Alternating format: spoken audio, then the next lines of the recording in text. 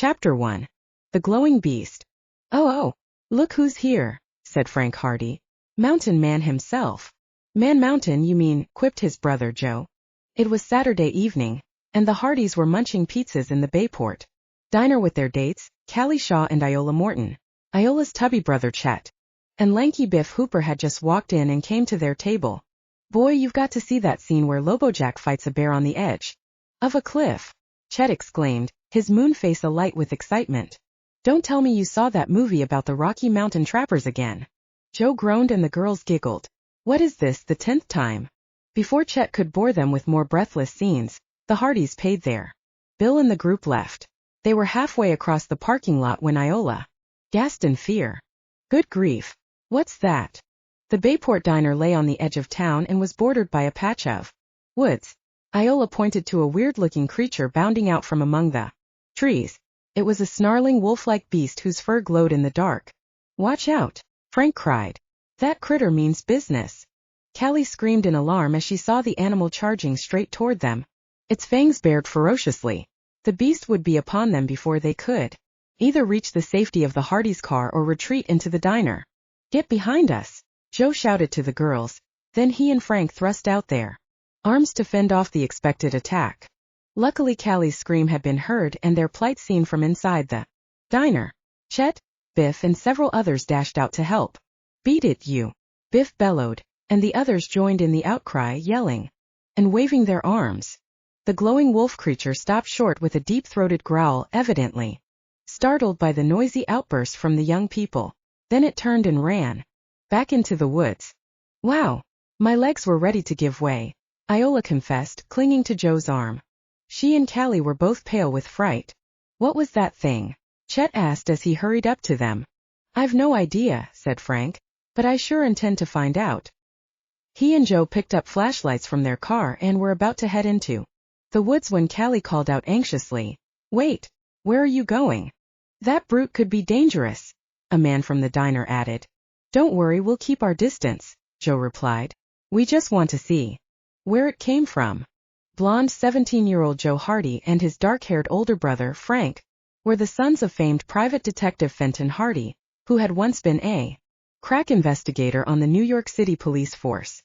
The two young sleuths never could resist a mystery, and the weird creature who had come streaking out of the darkness at them posed too great a challenge to pass up. Their father had taught them never to take foolish chances, but they felt the glare of their flashlight beams away from the diner would dazzle their quarry enough to keep it from attacking. The phantom beast had disappeared among the trees and underbrush. Cautiously, the Hardys pressed forward, moving their flashlights to and fro and keeping their eyes peeled for a glimpse of its glowing fur. Maybe it veered off in a different direction, Joe conjectured. No, it went this way, Frank said. Look at this freshly broken shrubbery. The stalks are still moist. But how could it vanish so fast? That fur alone would give it away at quite a distance. I know. I can't figure it out either. If we found any of its hairs that brushed off on trees around here, we could take them back to the lab and examine them under a microscope. That's an idea. It might give us a clue to. Joe broke off as his brother raised a hand for silence. Sounds like Chet calling us, said the older Hardy boy. The two listened. Sure enough, their friend's yell from the parking lot was repeated. Come back. Here, Frank and Joe. The Hardys retreated through the woods in the direction of the diner. Chet was leaning against their car with Biff and the girls standing next to him. What's up? Frank asked. You got a radio call. Chet pointed to a red light blinking on the dashboard. Frank opened the door and slipped behind the wheel. He flicked a switch on the specially licensed radio transceiver mounted under their instrument panel. H1 here. He spoke into the hand mic. Come in, please. G calling, crackled a voice from the speaker. Do you read me? Loud and clear, Aunt Gertrude. Anything wrong? Yes. Customers here and no one's minding the store. Customer? You mean a client? Do I have to spell it out? His aunt replied tartly. Must be a new case for Dad, murmured Joe, who was standing at the car door, listening in. Who is it, Aunt Gertrude? Frank inquired into the mic. Any idea what the problem is? Come home and find out, was the withering response. I know better than to discuss cases over the air, and so should you. Right you are, Auntie. Frank chuckled wryly. As always, Joe muttered with a grin. We'll start back as soon as we take the girls home, Frank added and signed. Off. We can drop Callie off if it's something urgent, Chet offered.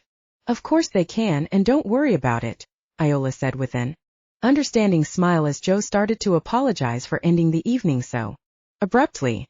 Both the cute, pixie-faced girl and blonde, brown-eyed Callie Shaw, who was Frank's date, said goodbye to the Hardys and walked off with Biff and Chet. Something should be done about that wolf dog or whatever it was, Frank said, with a worried frown before starting the car. Nick Papadopoulos, the shirt-sleeved proprietor of the diner, who had been talking to several people in the parking lot, walked up to the group and overheard the remark. I'll take care of it, he promised. I'll call the pound and tell him there's a dangerous animal loose.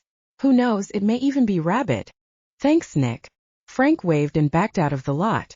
They were almost home when Joe said, Frank, you forgot your jacket in the diner. I thought I left it in the back seat. Joe squirmed around to look. It's not there. You must have forgotten it. Frank hesitated for a moment. Should he drive back and get his coat? He decided it was more important to meet the client who was waiting for them. I'll pick it up tomorrow, he said and drove straight home. A small red station wagon was parked in front of their white frame house on Elm Street. The boys scrutinized it quickly on their way to the garage. Somewhat to their surprise, the unknown client turned out to be an attractive, though rather plump, teenage girl named Elena Tabor. She had curly brown hair and a fresh apple-cheeked face. I didn't mean to call at such a late hour, she explained, but I had car trouble on the way to Bayport. That's a shame, said Joe. Can we help? Thanks, it's fixed now. Just a broken fan belt, but it took hours getting road service. And now that you're here, Dad's away. I'm sorry about that, Frank said politely. Is there anything we can do? Joe and I sometimes assist him on his cases. I know, and you also investigate mysteries on your own, which is why I'm here. Elena smiled. Actually, you two are the ones I came to see. I'm the daughter of Corel Tabor, the architect, Joe exclaimed, recognizing the name. I believe Dad interviewed him recently. Elena nodded. Yes, in connection with that case Mr. Hardy's working on for the insurance underwriters. So we knew he would be busy. But my father thought, you might help us with our problem. We'll sure try, Frank said. What is your problem? Werewolves. The Hardys were startled. They stared at her wide-eyed as if not quite sure they had heard her correctly. You did say werewolves, didn't you? Joe inquired. Elena smiled. I know you probably think I'm crazy, but it so happens there's a tradition of werewolves in our family. Tell us about it, Frank said. Elena related that the Tabors were descended from a Bohemian soldier, native of what is now Czechoslovakia, who had come to the United States in Revolutionary War days. He had deserted from King George's hired Hessian troops, joined Washington's army, and later settled in the Mohawk Valley in northern New York. We still live up that way, Elena added, in the Adirondack Mountains near Hawk River. Joe looked puzzled. From what Dad said, I thought your father's office was in New York City. It is. He commutes there every day by helicopter, Elena explained. She said that her 24-year-old brother John was also an architect and had recently graduated from college. A brilliant student, his building designs had won prizes in several competitions, and he expected to join their father's firm. But then he suffered a nervous breakdown from overwork, Elena went on, unhappily. And now we're wondering if he's going out of his mind. Frank frowned. What gave you that idea? The family legend says that every 7th generation some member of the Tabor family becomes a werewolf. She glanced nervously at the Hardys. You know what a werewolf is, of course. According to superstition, it's a human being who turns into a wolf, usually during the full moon every month, Joe said. That's right, Elena said. And my brother and I are the 7th generation since the last reported werewolf in the Tabor family. You don't believe such yarns, do you? Frank asked. Elena shivered. I don't know what to believe. Lately John has been behaving very strangely, and now there are stories about some awful creature attacking people and livestock around Hawk River during the full moon, supposedly a werewolf with luminous fur that glows in the dark.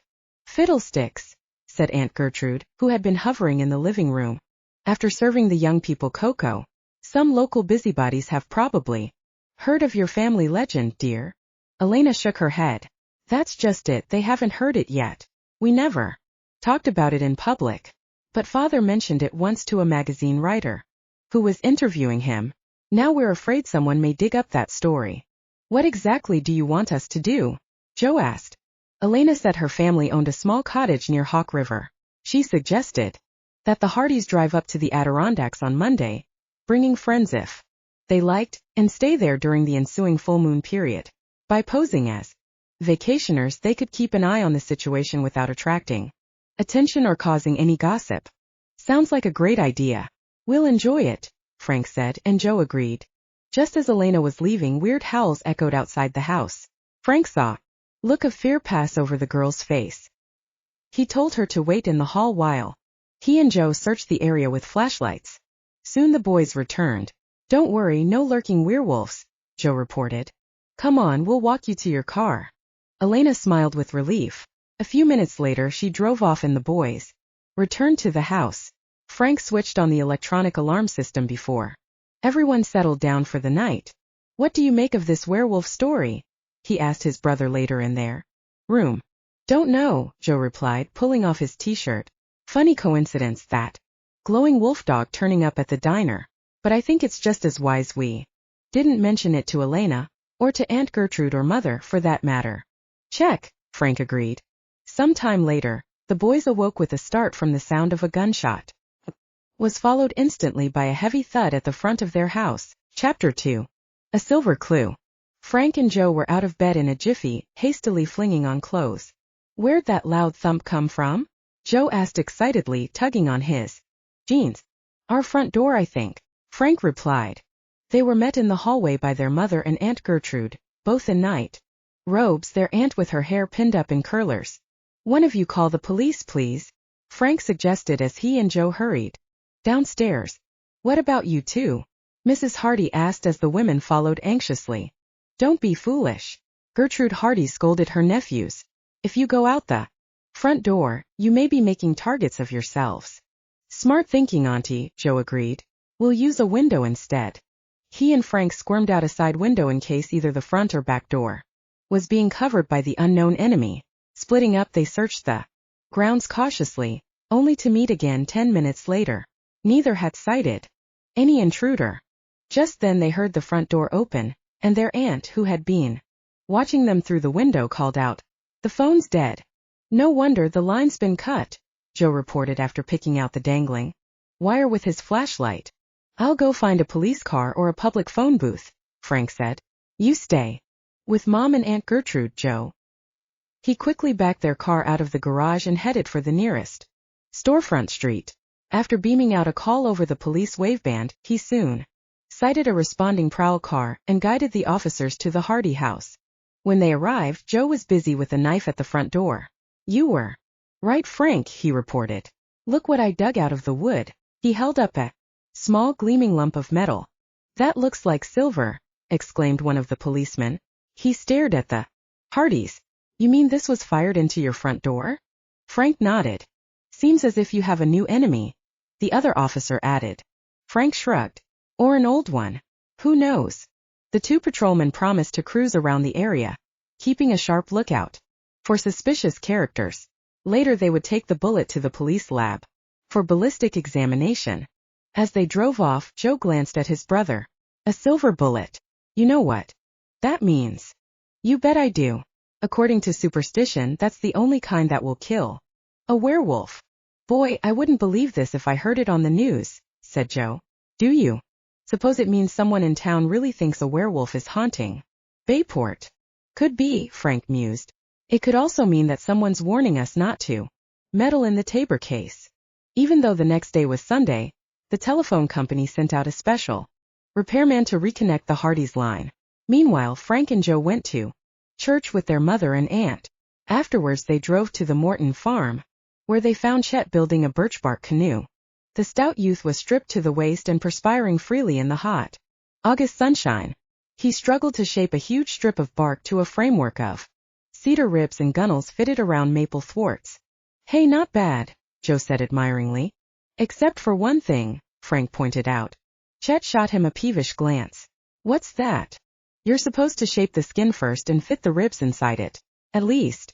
That was the Indian way. Listen. I know what I'm doing, said Chet, puffing and grunting. You'd better. Joe grinned. You might just have to demonstrate that thing to us on a chilly mountain river before long. What do you mean? We're going to a cottage in the Adirondacks for a week or two and you're invited to tag along, Frank replied. Want to come? A dazzling smile burst over Chet's chubby face. Wow, do I? He exclaimed, releasing his pressure on the birch bark. Next moment he toppled over backwards as the tough, curling bark flapped back, knocking him galley-west, roaring with laughter at Chet's surprised look. Frank and Joe helped him wrestle the birch bark back in place and secure it, temporarily with clamps. I've been soaking that stuff since breakfast, their roly-poly pal complained, but it dries out faster than I get it on. Chet's usual good humor soon returned as he thought about their upcoming trip to the Adirondacks. How soon do we leave? He asked.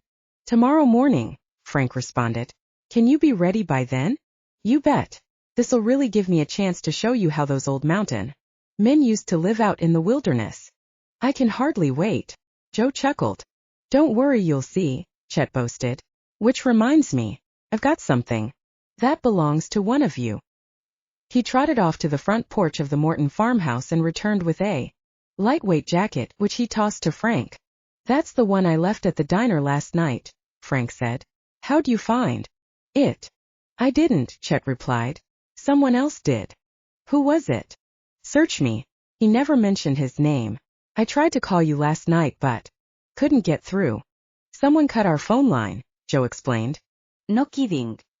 Chet said that he had received a late call from a man who supposedly also failed to reach the Hardys by telephone. The guy spotted your name tag in the jacket, Frank. When he couldn't get you, Nick Papadopoulos remembered seeing us all at the diner together and suggested he call me. What happened then? Frank asked. I told him I knew you, so he said he'd drop off the jacket. Mighty nice of him, Joe remarked. Sure was. And this must belong to him, said Frank, picking up a key which had fallen out of a pocket when Chet tossed the jacket to him. How come? His stout chum asked. It's not mine, and I'm sure it wasn't in my pocket last night. He must have stuck it in there absent-mindedly, said Joe. Tough break. He may be looking all over for that key. We ought to give it back to him. What did the guy look like, Chet? I don't know. He never rang our bell, so I didn't meet him. Probably came by late and didn't want to disturb us. I found the jacket lying on the porch this morning. Frank, wanting to return the favor, decided to drive to the diner and see if Nick Papadopoulos knew the man who had found his jacket. To the Hardys. Surprise, Nick had no idea what Frank was talking about. Nobody was in here last night asking about you, the proprietor declared. And I never told anyone Chet Morton was a buddy of yours. Frank and Joe looked at each other with puzzled frowns. Oh, Nick, sorry we bothered you, Frank said. Then the Hardys returned to the parking lot and climbed in their car. How do you figure it, Frank? Joe asked. Do you suppose Chet got the story wrong? Frank shook his head. I doubt it. But there's something fishy somewhere. Like the way your jacket turned up on Chet's front porch, for instance. The older Hardy boy nodded. Maybe the guy didn't want to be seen. Let's have another look at that key, Frank. Joe took it from his brother and examined it. The key was small and flat, with one serrated edge, and was stamped with the number 27. Looks like the kind that might open an airport locker, Joe suggested. Yes, except that airports don't usually have rental lockers anymore, Frank pointed out. Too easy for terrorists to stash bombs in them. Wait a minute. The Bayport bus station still has lockers. Right. Want to check them out? Why not? On their way, Frank braked for a traffic light and pulled alongside a pickup truck belonging to the Preto Construction Company. Their pal Tony Preto was at the wheel with Biff Hooper beside him. What's up? The muscular, dark-haired youth inquired through the open window. The Hardys told them about their trip to the Adirondacks and invited their friends to come along. Boy, I wish I could, Tony said wistfully. But Dad's keeping me too busy. Same here, said Biff. I've been working at that construction site on Ridge Road. If the job gets done fast enough, we could come up for a day or two later on, Tony added. What's cooking with you Hardys? Biff asked. Another mystery? Sort of, but just a small one right now. Frank showed them the key and related the odd way in which his jacket had turned up on the Morton's front porch after the stranger's call to Chet. But why would the guy give Chet a phony story? Biff inquired. That's what we'd like to know, Joe replied. If we can get a lead on who he is, maybe we can find out. Tony and Biff were in no hurry. They had been checking the Ridge Road construction site to make sure no vandalism was taking place over the weekend. So they decided to accompany the Hardys to the bus station. Joe's hunch was borne out when the key proved to fit locker number 27. Frank opened the door. A wrapped package lay inside. Any name or address on it? Joe asked eagerly. Let's see. Frank lifted out the package to examine it. Suddenly he held it toward his ear as if to listen. It's ticking, he announced tensely. Leaping lizards. Joe gasped. It must be a bomb. Chapter 3. Weird lore. The youth stared at each other with stunned expressions. The package in Frank's hands might be laden with death and destruction. Better call the police. Tony croaked. No time, said Frank. When I moved this out of the locker I may have armed the detonator and started the ticking. He glanced frantically at the Sunday travelers milling about the station. At least get it outside, urged Joe. Right, said Frank, who was already hurrying toward the entrance. The problem is where to dump it. As the four dashed out to the street, Tony had an idea.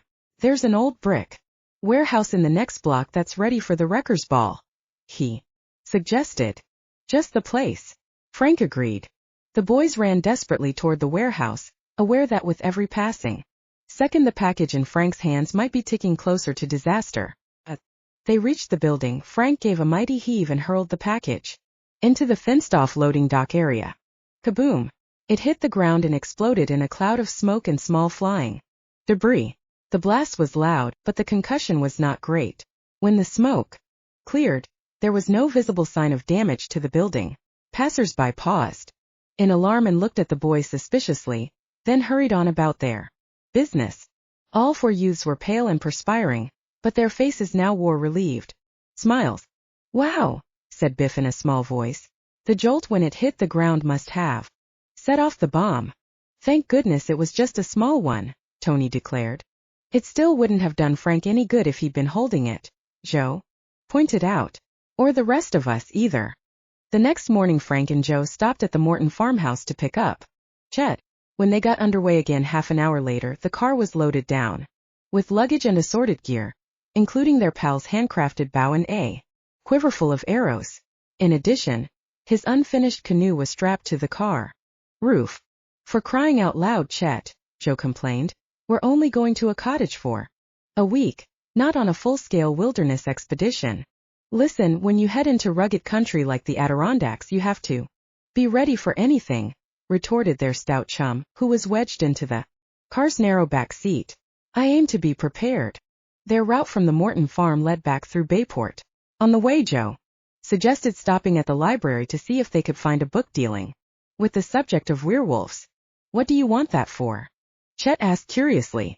That's why we're going up to the Adirondacks. To hunt down a werewolf, Joe explained. A werewolf? Chet exclaimed, bug-eyed. Are you serious? Sure, it's a new case we're on, said Joe. Didn't we mention that? No, you didn't. If I'd known you were going to be tangling with some bloodthirsty wolfman nut, I'd have thought twice about coming. What's to be scared of? Frank teased. If you run into him, the worst he can do is sink his fangs into your throat. Very funny, Chet said sourly. Hardy har vitte hardy bös. That's the spirit. Frank chuckled. If the werewolf gets you, at least you'll die laughing. At the library, the Hardys consulted Miss Shannon at the reference desk. She went straight to a bookshelf of new editions and brought back a volume with a colorful wrapper. This may be just what you're looking for, she advised. It's a recent best seller by a writer named Desmond Quorn. He's compiled all sorts of folklore and superstitions about werewolves, and he describes a number of alleged cases from old records. Sounds perfect, Frank said. Thanks a lot. After checking out the book, the Hardys rejoined their roly-poly chum, who was waiting sulkily in the car. Cheer up, Chet, said Joe. Just one more stop. Now where? Police. Headquarters. Oh no, Chet groaned. Don't tell me there's even more trouble ahead. Besides werewolves. Nothing serious, Joe replied, suppressing a grin. Just want to see about a bullet I dug out of our front door Saturday night. I knew it. That means there's a gunman after you guys, probably some mobster. On the FBI's most wanted list. Why do you suppose we brought you along? Joe said with a straight face. If there's a car chase and the bullets start flying, we'll have a shield of blubber protecting us in the back seat. Even Frank could not help laughing as he saw Chet's expression in the rear view mirror. But despite Joe's teasing, both Hardys knew there was no better friend in a tight spot than Chet Morton. At headquarters they spoke to Chief Collick, a longtime acquaintance of their father's. He had a technician bring the bullet to his office from the ballistics lab. What can you tell us? Frank inquired. It's definitely silver, the lab officer said. Hand cast in a mold, I imagine. Enough marks to identify the gun? No way. It's too mashed up. But my guess, judging from the weight of the slug, would be that it was fired from a .22. Probably some nut heard about the spooky dog you fellows sighted at the diner the other night, Chief Collick suggested. So he got the wild notion there was a werewolf haunting Bayport and figured he might scare it off with a silver bullet. Could be, Frank murmured doubtfully. Anyhow, we'll keep an eye out for any local mental cases or oddballs on the loose with a gun, the chief promised. Thanks. By the way, Joe and I are going away for a few days. If you could have the scout car in our neighborhood check our house now and again at night, we'd appreciate it. Will do. The Hardys drove out of town and by 11 o'clock were on the New York State Thruway, heading north to the Adirondacks. My stomach's hollow, Chet complained. Couldn't we stop for a bite to eat? Too early for lunch, Joe objected. I don't mean a full meal. Just a quick snack to keep going, like a couple of burgers and fries. Okay. Frank grinned, veering off the road toward a diner. This place looks decent. Joe took the library book on werewolves inside and looked at it while they were in a booth waiting to be served. A picture of the author, Desmond Quorn, was on the back flap of the jacket. It says he lives near Kingston, New York, Joe remarked. We'll be going right by there. That's a thought, Frank agreed. He might be able to give us some useful information. The Hardys decided to call the author from the phone booth in the diner. Frank soon found his number by dialing information. Quorn immediately recognized the Hardys by name and invited them and their friend to have lunch with him. Thanks, we'll be happy to, sir, Frank said. He and Joe had nothing but root beer and let Chet polish off the hamburgers they had ordered. But by the time they reached Kingston, Chet assured them that the snack had in no way spoiled his appetite for lunch. The author's home proved to be a lovely old Dutch colonial farmhouse. Desmond Quorn himself was a tall, thin man with graying blonde hair and horn-rimmed glasses. An interesting talker with a fund of occult lore, he fascinated the boys throughout lunch with yarns and legends about vampires and werewolves. What's your opinion, Mr. Quorn? Chet asked uneasily between mouthfuls of apple pie. Are there really such things as werewolves? Quorn shrugged and smiled. I neither believe nor disbelieve. Just happens to be my hobby to collect all the folklore on the subject. But werewolves have certainly been reported in many countries, and a lot of people did believe in them in olden days. There's a scientific word for the belief that people can turn into wolves, isn't there? Said Frank. Yes, the word is lycanthropy. There's also a disease called porphyria which may lead to mental disturbance. It can cause hair to grow on the skin and even make a person so sensitive to light that he prefers to stay in the dark and go out only at night. Possibly some so-called werewolf cases were just people suffering from porphyria. Where do you dig up reports on werewolf cases? In old records of European court trials, to name one source, the author explained. You see, in the Middle Ages, werewolves were supposed to be possessed by the devil or to have made a pact with him. The judges who condemned people to be burned at the stake as witches sometimes had so-called werewolves put to death too. The name werewolf, by the way, comes from Anglo-Saxon words meaning man-wolf. Desmond Quorn added that there are also a number of old books and writings on the subject, besides the stories handed down from one generation to another. He said he had many cases in his files, collected from all these sources. Would you by any chance have a record of a Bohemian werewolf named Tabor? Joe asked as they all rose from the lunch table. Quorn flashed him a curious glance. Of course. And how would you should ask? So happens that twice recently I've had occasion to look up that case. He led the boys into his study and pulled out a file drawer. The next moment, he turned around with a startled expression on his face. What's wrong, sir? Frank asked. My data on the Tabor case, Quorn exclaimed. It's been stolen. Chapter 4. Telltale Limp. The Hardys were as startled as their host. They could not help wondering if the theft had anything to do with their own investigation. What makes you so sure the information was stolen? Frank asked. Because the papers were right here in this folder last Friday, Quorn replied. And I haven't consulted the file since then. Any idea who might have taken them? Indeed I do, the author replied angrily. I had a visitor on Friday named Julian Sorrell, who also inquired about the Tabor case. He must have snitched the records from the file folder when I left the room for a few moments. Know anything about him? Nothing, except that he spoke with a French accent. He phoned and said he had read and enjoyed my book and asked if he could stop in to get my autograph.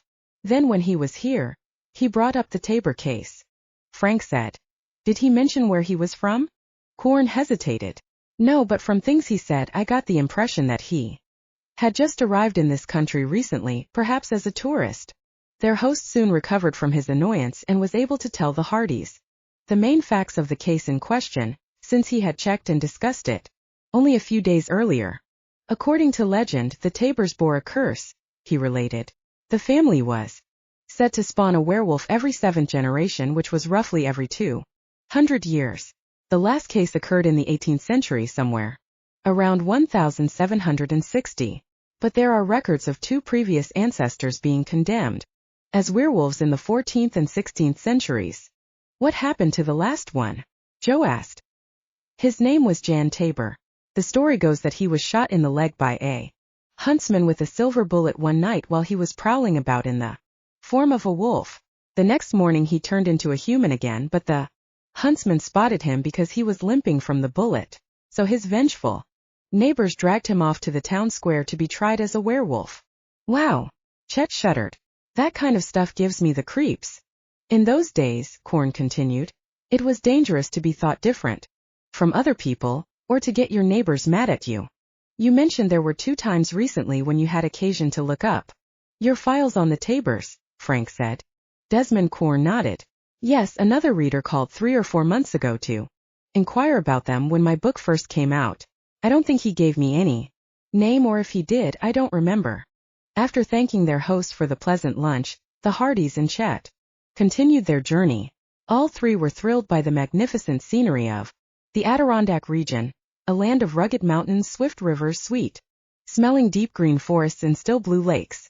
They telephoned Elena Tabor before reaching Hawk River and found her waiting for them when they arrived later that afternoon. The cottage, built of hewn logs, stood on a bank of the river. Elena came out to greet them as they pulled up in front. I'm so glad you could make it, she said after the Hardys had introduced. Chet, you're just in time for a party. Sounds great. Joe grinned. What sort of party? A barbecue at our house. It starts at 7 o'clock this evening. She gave the boys directions for getting there and added, you'll have a chance to meet my father and brother, too. You said your brother's name was John, didn't you? Frank asked. That's right. Which would be the same as the Czech name Jan, wouldn't it? Elena nodded, her expression immediately turning serious. Yes, and by a strange coincidence, that was the name of the last alleged werewolf in the Tabor family. Jan Tabor was the father of the Hessian mercenary who came to America. She told the boys that her mother had died several years ago, and that the woman who now kept house for the Tabors was half Mohawk Indian. We call her Pocahontas, or just Pokey. Elena smiled. She looks a bit stern and overpowering, but don't let her bulldoze you when you meet her. Incidentally, I'll introduce you as chums of my girlfriend in Oakville. You can pretend you're renting the cottage. That way neither my brother nor anyone else will be suspicious of you. Suits us, Joe said. The cottage was comfortably furnished with dishes and bedding, and even had a telephone. But Chet paid no attention to any of it. Instead he looked out the window as Elena drove off in her car. Wow, what a knockout, he murmured, judging by the bashful admiration he had bestowed on her when introduced, it was apparent to the Hardys that Chet had fallen hard for the rosy-cheeked girl. It's her plumpness he likes, Joe whispered loudly behind his hand to Frank. What do you mean, plumpness? Chet retorted. Her dimensions are perfect. A red sunset was blazing behind the tall pine trees and an appetizing smell of steak was wafting from the barbecue pit when the three Bayporters arrived at the Tabor home. It was a handsome house of gray fieldstone that seemed to fit perfectly in its wilderness setting. Adjoining the house was a patio and enclosed swimming pool on one side, and a hangar for Corel Tabor's private helicopter on the other. What a beautiful home you have, Frank told Elena after she had shown them around. My father designed it himself, she said proudly. Mr. Tabor was a broad-shouldered man of about 50. The boys could see that. His daughter took after him in features, but unlike her, he looked rather pale and gaunt. At the moment, he was welcoming guests and keeping an eye on the sizzling beef, but as soon as everyone was served, he made it a point to draw up a camp chair near the Hardys, Elena and Chet. Your father came to my office in New York not long ago in connection with an insurance investigation, Corel Tabor told Frank and Joe, and from all I hear, you two seem to have inherited his knack for detection.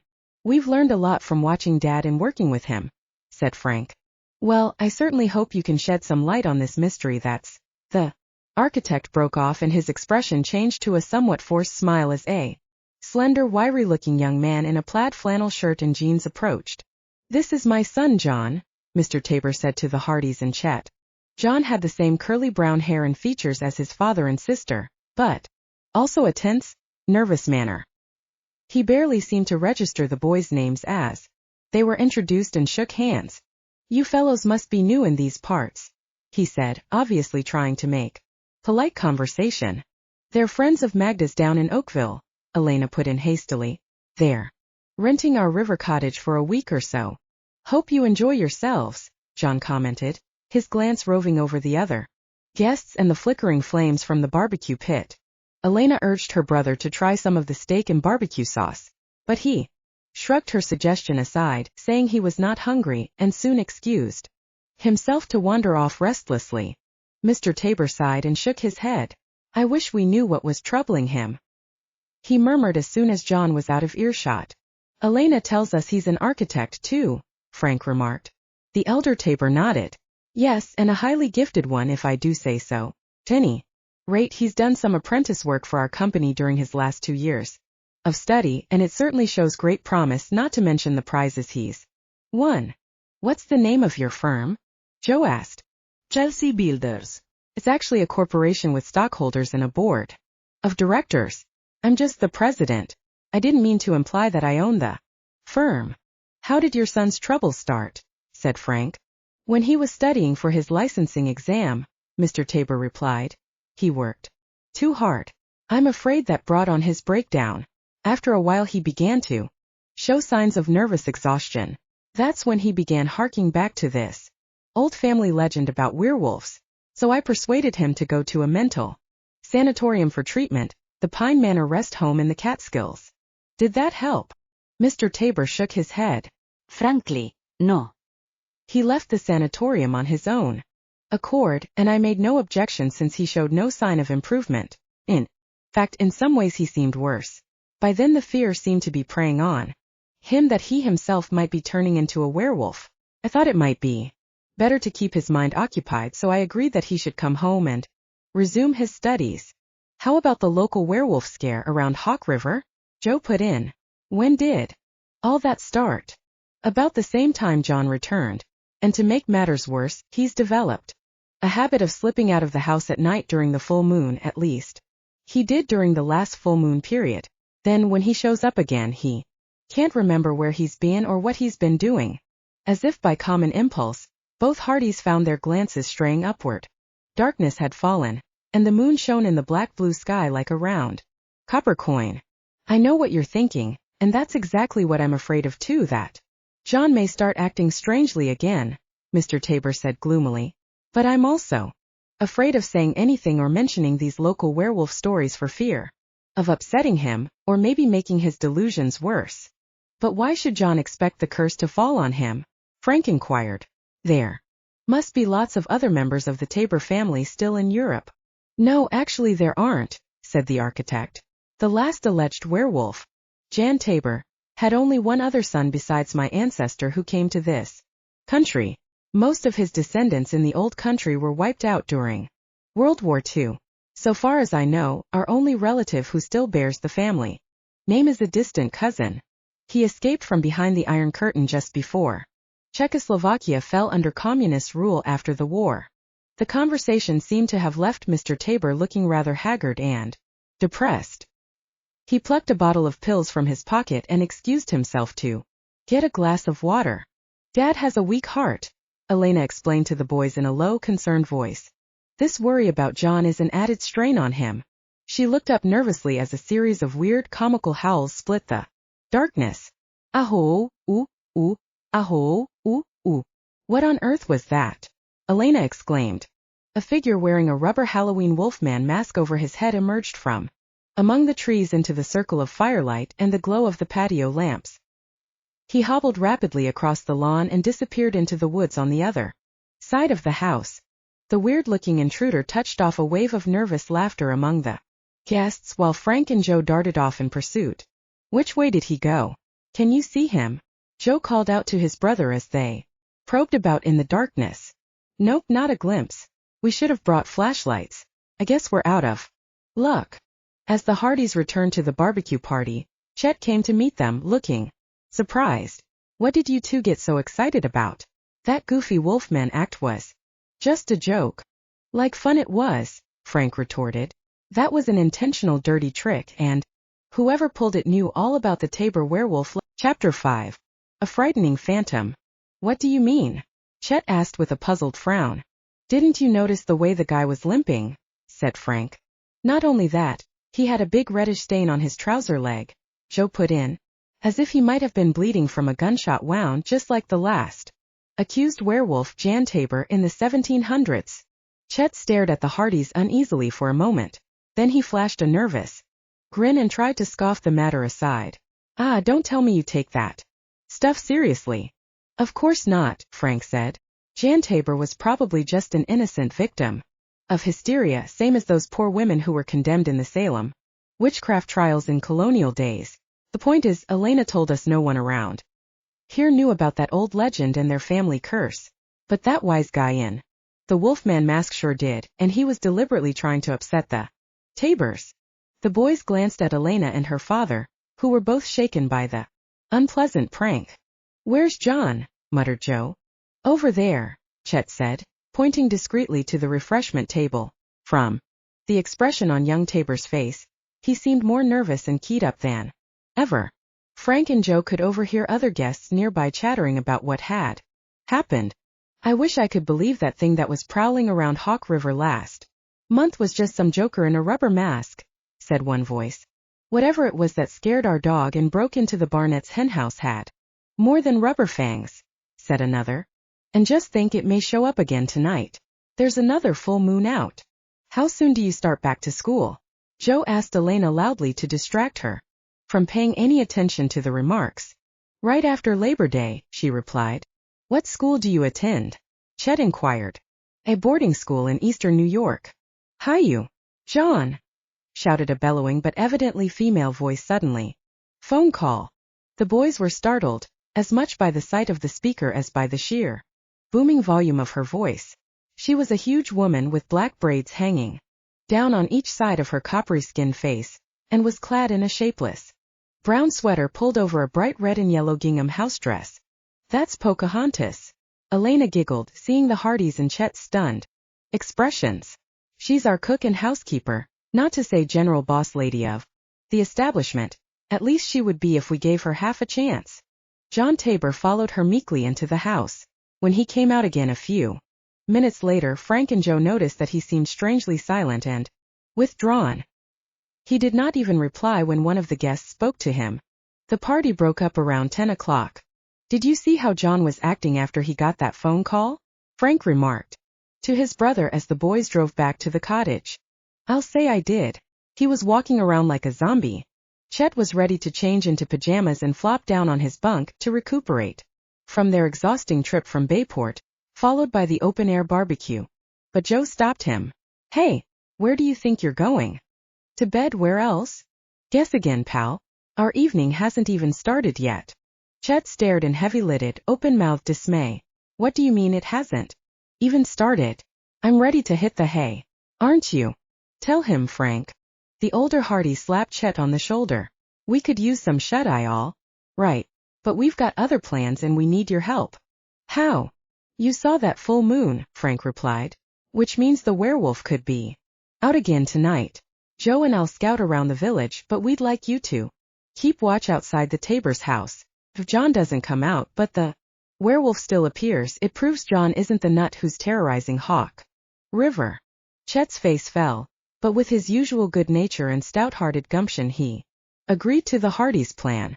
Just then a weird wailing sound was heard. Chet gulped. What was that? The sound came again faintly. Seemed like a wolf howl, exclaimed Joe. He and Frank dashed out of the cabin, followed less enthusiastically by Chet. But the boys could see nothing in the moonlit darkness, nor was the sound repeated. Maybe it was just the wind, Frank concluded. Shortly before 11 o'clock, the boys put on warm lumberjackets and climbed into the Hardys' car. With Joe at the wheel, they took the river road and headed toward the Tabor estate. Parking their car in a grove of trees some distance from the drive, they approached the house on foot. The windows were not yet dark, and from time to time they could glimpse moving figures inside, one of whom was recognizable as John Tabor. Good. So we know he's home, Frank murmured. One by one the lights went out, and presently the whole household seemed to be wrapped in slumbering darkness. Okay, get settled, you brawny North Woodsmen, Joe said to Chet. The Hardys lent their shoulders and hands to their stout chum to help him clamber up into the crotch of a tree, where he managed to prop himself firmly against the trunk. From this point he had a full view of the house. If John Tabor sticks his nose out, you follow him, Frank instructed Chet. Right. Leave him to me, fellows. If he thinks he's going to flash his fangs around Hawk River tonight without being spotted, he has another thing coming. Waving goodbye to their friend, the Hardys started out toward the village on foot, leaving their car where it was. A breeze had sprung up, bringing a chilly hint of the crisp fall weather to come. The boys were glad they had their lumberjackets and caps as they trudged along. The mountain scenery loomed all around them, looking more magnificent than ever in the daylight. The village of Hawk River consisted of one main business street, which ran parallel to the water, with several side streets and unpaved dirt lanes crossing it. Beyond them the houses straggled off toward outlying farms and orchards. Frank and Joe roved about quietly, seeing no one. They had brought flashlights, but had little need of them due to the bright full moon. Soon they heard the town hall clock chime midnight. The witching hour. Joe chuckled. They reached the end of one of the side streets and decided to continue into more open country. Minutes later both boys stiffened as a distant howl echoed through the night, then another. Come on, cried Frank. That must be the real thing. They ran in the direction of the sounds and presently saw a figure dashing toward them out of the darkness. It proved to be a boy their own age, obviously scared out of his wits. What's the matter? Frank called out as the youth came closer. I just saw a wolf back there, the boy panted. It came right at me and the thing glowed in the dark. Chapter 6. The missing suspect. Having seen such a beast themselves, the Hardys were not inclined to laugh at the youth's fantastic story. He was so terrified that he would have kept on running had they not each taken him by an arm and calmed him. Look, no werewolf's going to get you, Joe assured him. Not if we stick together. Whatever the thing is, it'll think twice before tackling all of us. To back up his promise, he broke off some thick branches from a wind-fallen tree nearby. Keeping one as a club to protect himself, he passed out the other two to his brother and the frightened teenager, who said his name was Bob Renault. When no wolf creature appeared, Bob plucked up his courage and accompanied the Hardys in search of the glowing phantom, but the boys found no sign of the beast. It must have gone that way, Bob surmised, pointing to a fork in the road. I dodged through the trees when I got this far, trying to shake it off so it may have missed my trail. Tell us how you first sighted it, Frank asked. Well, I was out on a date with my girlfriend. I dropped her off at her house just after 11:30 and started driving home, when all of a sudden, bang, I got a flat tire.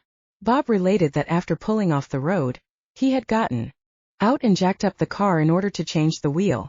Then I heard a blood-curdling wolf howl, he went on. I looked around and saw this snarling thing coming at me, all glowing like a ghost. Boy, I'm telling you, I dropped everything and took off. Bob shook his head, still a bit jittery at the recollection. I hope you don't think I'm making all this up. Don't worry, we believe you, Frank assured him. He and Joe escorted Bob to his car. By now the boy had recovered his nerve, and he finished changing his tire. Then he waved goodbye to the Hardys, who hurried back in the direction Bob had indicated. By now that critter could be a mile away, Joe mumbled. Maybe so, but let's keep looking, Frank urged. It might howl again and give us an idea which way it's gone. The words were barely out of his mouth when the breezy nighttime silence was shattered by an echoing shotgun blast. It was immediately followed by another. As the unseen gunner let go his second barrel, a startled look flashed between the Hardys. Without a word they speeded up their pace, sprinting around a bend in the road just ahead. A farmhouse loomed in the moonlight not far away. As Frank and Joe approached it, an angry-looking farmer burst out of the driveway gate, clutching a shotgun in one hand. He wore an old coat flung over a pair of long underwear and rubber boots. Evidently he had pulled on the first thing that came to hand before charging out of his house. What happened? Frank called out. That doggone werewolf, the fanner fumed. I heard it attacking my livestock in the barn, so I grabbed my gun and went after it. You actually saw the creature? You bet I did. It must 'a' heard me comin'. Went boundin' out of the barn just as I ran through the back door toward the yard.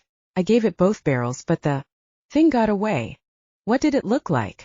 Joe asked. Big wolf dog, and its fur glowed fiery white. I'm not joking, boys. Frank nodded. We believe you. We just met another guy who saw it before it came here. Which way did it go? Put in the younger Hardy. It leaped clear over this gate and went into them woods. The farmer pointed across the road. Frank and Joe accompanied him as he probed about among the trees, lending their flashlights to the search. But the ghostly beast had disappeared. They finally said good night to the farmer and headed back to town. A number of people in Hawk River had been wakened by the distant wolf howls. None of them, however, had glimpsed the prowling creature itself. I've a hunch that farmer was the last one to see it tonight, Frank remarked to his brother. Same here, Joe agreed.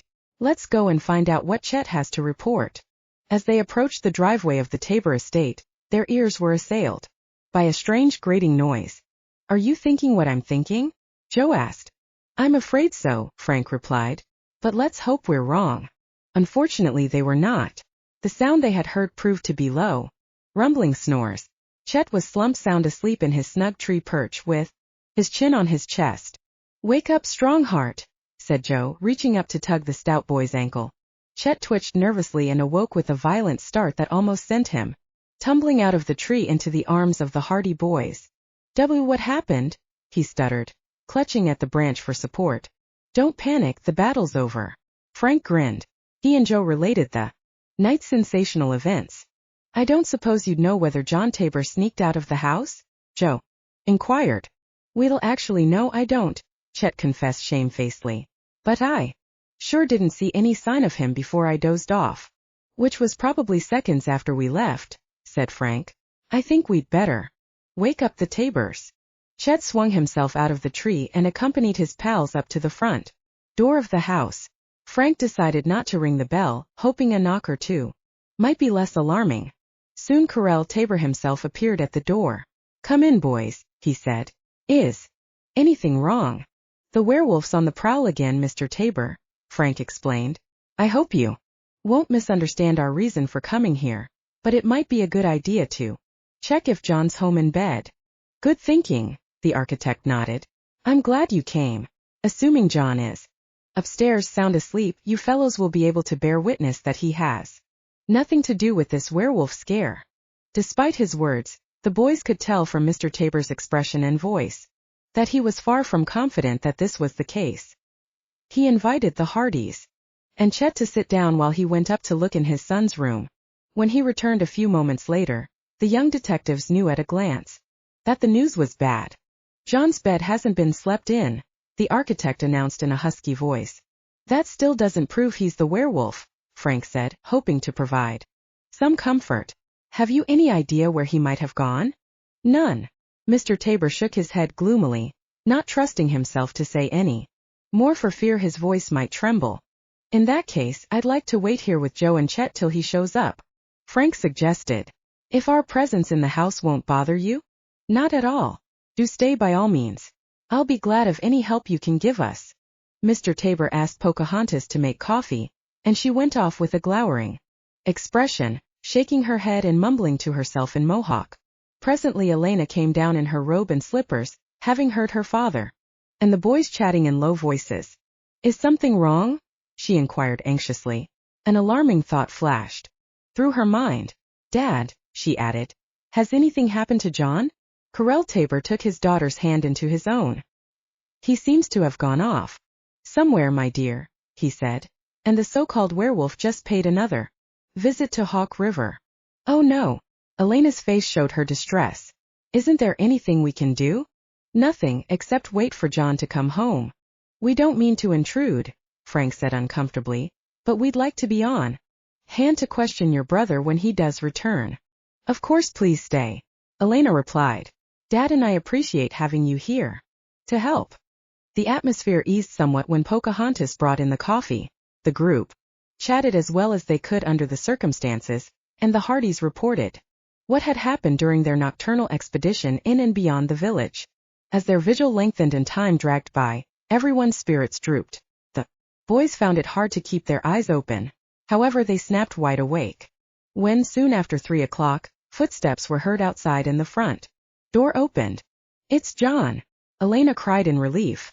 She sprang up from her chair and hurled herself into her brother's arms. If she expected an equally cordial response, she was doomed to disappointment. Instead of greeting his sister with a smiling remark, John merely stared at her, his face blank and expressionless. He did not return the embrace either. Where on earth have you been, son? His father demanded. Where have I been? John echoed. Dull-eyed, he raised one hand and scratched his head slowly. Search me.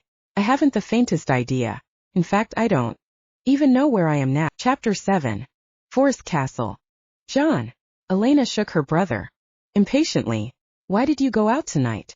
Tell us where you've been. The young architect did not reply. He shrugged off her questions in silence and started toward the stairway leading up to the second floor. But Elena grabbed him by the arm. Dad, something's wrong with him, she cried. He's acting so weirdly. Oughtn't we call a doctor? Corel Tabor hesitated before replying. No, I don't think so. Whatever's wrong with John, he'll probably sleep it off. Calling a doctor would only provoke scandal and gossip. Don't you think so, boys? I'm afraid you're right. Frank nodded. It might even lead to accusations that your son was responsible for tonight's werewolf scare, if the news ever leaked out. John is awfully drowsy and heavy-lidded, Joe pointed out. He had risen from the sofa with his brother to examine young Tabor more closely. I'll bet he'll drop off to sleep and tomorrow he won't even remember all this. Probably not, Frank agreed, opening John's eyelids more widely with his thumb and forefinger in order to check his pupils. From what Dad's told us about such things, I don't think he's been drugged, but he looks as if he's in a trance. John stood limply now, staring off into the distance, utterly indifferent to, or not even aware of, what was going on around him. The Hardys helped his father lead him upstairs and put him to bed. Next morning at their cabin, Frank and Joe were awakened by a radio call. They had taken a special transceiver with them to ensure communications with Bayport and their father in case of an emergency. Now a red light was flashing on the set, and a repeated buzz was coming from the loudspeaker. Joe leaped out of bed and switched on the mic and scrambler. The tuning dial had already been set to the agreed-on frequency. H2 here. Come in, please. Do you read me? Loud and clear. FH calling. That. What's up? Fenton Hardy replied that he had returned to Bayport the previous night, only to find the boys gone. I was interested to hear about your werewolf case, he went on. Joe filled him in quickly and added, Mr. Tabor says he's met you at his company office. That's right, the famous detective replied. I'm investigating a case for federal insurance underwriters. It involves 3 buildings that were designed by Karel Tabor, with the actual construction work supervised by his firm, Chelsea Builders. All 3 have suffered recent disasters. Wow, that's pretty unusual, isn't it? So the insurance underwriters think. They feel it stretches coincidences a bit far. Exactly what sort of disasters were they? A fire, a gas explosion, and an apparent structural collapse. Interesting. Joe frowned thoughtfully. Still, all 3 occurrences could be due to accidents, couldn't they, Dad? Maybe, or to poor design or sabotage, or even a plain old jinx. It's my job to find out. Any leads yet? Nothing sufficient to act on. But while you fellows are up in the Adirondacks region, there's something you can do for me. Sure, Dad. Just name it. Mr. Hardy explained that Karel Tabor was known to be working on 2 new projects at the moment. One was the design of a Manhattan skyscraper. The other was the restoration of an historic timbered mansion not far from Hawk River, dating back to Revolutionary days. The private investigator gave the exact location and continued, I'd like you and Frank to drive there and look around. See if you can spot any clues or signs of possible trouble. If anything's about to go wrong, the insurance company would like to know beforehand, not after it's too late. We'll check it out, Joe promised. Good, Mr. Hardy replied. Incidentally, don't mention any of this to Karel Tabor. Understood, Dad. We won't say a word. The younger Hardy boy hesitated a moment before asking, if there is anything crooked about those 3 building disasters, do you really think Mr. Tabor could be mixed up in it? Too early to tell, Joe. At this moment I wouldn't even speculate as to why an architect or builder might want to damage his own work. But until we know more, I guess my answer would have to be yes. Tabor is under a certain amount of suspicion. So far, the Hardys and Chet had tended to sympathize with Mr. Tabor's werewolf trouble and his son's seeming involvement in the weird mystery. The possibility that the architect might be implicated in anything unethical or criminal shocked all 3 boys. As soon as breakfast was over, Frank and Joe started out in their car, leaving Chet behind to hold down the fort. After stopping for gas at Hawk River, they drove north on Route 30. The old timbered mansion of which their father had spoken was perched on a steep, wooded hill overlooking Indian Lake. Hard-hat workmen were busy restoring it, while a number of tourists and local people stood by, watching idly. Frank pulled off the road into a convenient parking spot. Then he and Joe got out and approached the work site. What a huge mansion up here in the wilderness, Joe muttered. Sure is, Frank agreed. Looks as if it's been moldering away for a while, too. I bet they'll have quite a job restoring it. The immense, weather-beaten house was constructed of hand-hewn timbers, some of them visibly rotted, but the structure had obviously been built by an old-time master craftsman. As the boys clambered up the slope for a closer view, someone suddenly yelled in alarm, "Look out!" The Hardys turned just in time to see a long crane arm swinging overhead. A heavy bulk of timber which it had been carrying was slipping out of its sling. The next instant something struck them from behind, and both boys pitched headlong on the ground. A split second later the timber bulk crashed to earth, almost on the very spot where they had been standing. The Hardys picked themselves up breathlessly. When Joe saw what a narrow escape they had had, he let out a faint gasp. The man who had pushed them out of the way, a tall young construction worker, was standing on the other side of the fallen timber. "You two all right?" he called. "Yes, we're okay," said Frank, dusting himself off. "Thanks for the shove." The thought flashed through his mind that what happened might have been no accident. Perhaps one of the workmen had recognized them, or someone had found out beforehand that Fenton Hardy was sending them to the site. But Frank quickly discarded the idea of an attempt on their lives when he saw the crew's obvious concern over the matter and realized that the young workman had risked his own life to save them. "Sorry if we got in the way," Frank apologized. "Wasn't your fault," the man replied. "That crane sling was improperly secured.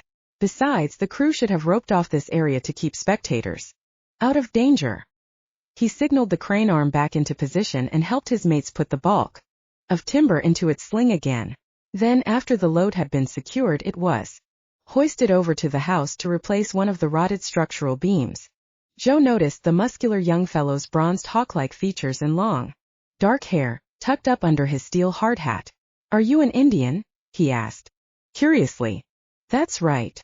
The workman grinned. I'm Mohawk and proud of it.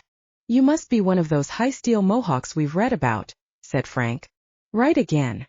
The Indian explained that he and many of his fellow tribesmen had been employed on numerous construction jobs in the New York area. Experience had shown they were especially well fitted for work on skyscrapers and bridges because their superb natural sense of balance enabled them to keep their footing on high girders. Thrusting out his hand, the Indian added, My name's Eagle, by the way, Hank. Eagle. I'm Frank Hardy, Frank said, returning the handshake. And this is my brother Joe. Hank Eagle's face took on a pleasantly surprised expression. Hey, don't tell me you're those two detectives, the sons of Fenton Hardy. The boys nodded. We are. Your father was at our company office not long ago talking to my boss. You work for Chelsea Builders? Joe asked. Sure do, said Hank. Usually in New York City, but today I was sent out here to report on the progress of this job. Mr. Tabor knows this is my neck of the woods, and well, I'm hoping to be an architect myself someday if I can ever get my degree. But that takes a lot of night courses. Good for you, Frank said. Stick with it. You fellows doing any detective work right now? The Mohawk inquired, giving them a shrewd glance. Oh, in a way, Joe replied cautiously, remembering his father's admonition, and trying to sound casual. We were up here in the Adirondacks on vacation, and Dad's been investigating those disasters that happened to 3 other architectural projects of Mr. Tabor's, so he asked us to drop up to Indian Lake to look for any signs of trouble. Confidentially, Hank said. That's why my boss sent me here too, I'm sure. Glad to know I've got a couple of smart guys like you backing me up. He offered to show the boys the interior of the mansion, and Frank and Joe gladly accepted. The huge building had a high balcony jutting out from the upper floor. Its original wooden supports had rotted away, so it had been propped up with temporary piling until they could be replaced. The balcony offered a breathtaking view of the green forested hillside and the vast, crystal blue lake spread out below. Really beautiful, Frank murmured, enjoying the scenery and inhaling the tangy mountain air. Whoever built this place? A British Indian agent sometime before the Revolutionary War, their Mohawk friend replied. Over 200 years ago, Joe exclaimed. Right. Hank nodded. He was King George's personal envoy to the Indians in this part of America. He put up the mansion as his castle in the forest and got very buddy-buddy with all the Iroquois nations, including the Mohawks. In fact, he married a Mohawk squaw, whose brother was, well, the Iroquois nations didn't really have chiefs, but her brother was one of their tribal leaders or wise men, only younger than most. His Mohawk name, translated into English, meant dark eagle, and he was one of my ancestors, Hank said proudly. No kidding. Frank was impressed. Yup, my great-great-great-grandfather or something like that. That means the British agent who was King George's personal rep was your great-great-great-granduncle, which may connect you to British nobility, Joe pointed out. Hank Eagle burst out laughing. You can't prove it by me, but in a way you're not so far off. You see, like most of the Iroquois, the Mohawks were close allies of the British, who had helped them fight the French. So when the American Revolution came along, they sided with their old pals, the Redcoats, against the Yankee settlers. And the British were anxious to keep it that way. So they invited Dark Eagle over to London and gave him the big hello. He actually met the king and hobnobbed with all the nobility at court. According to the history books, he was good-looking, and his brother-in-law, the British agent, had had him well educated, so they made quite a fuss over him. Frank said. But he still helped the Redcoats against our side, I presume. Yup, he did, Hank admitted. He even led some of the Tory Indian scalping raids on the American settlements. But you have to remember, those were pretty bloody times.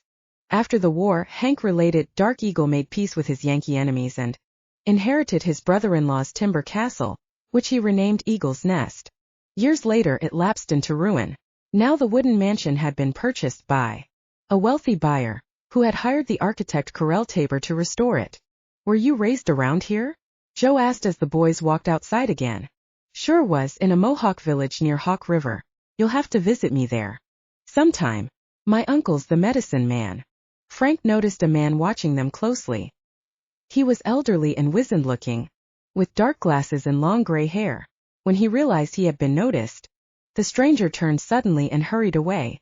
"Wait a minute," Frank called and went after him. But before he could overtake the eavesdropper, his quarry leaped into a green foreign-made car and sped off.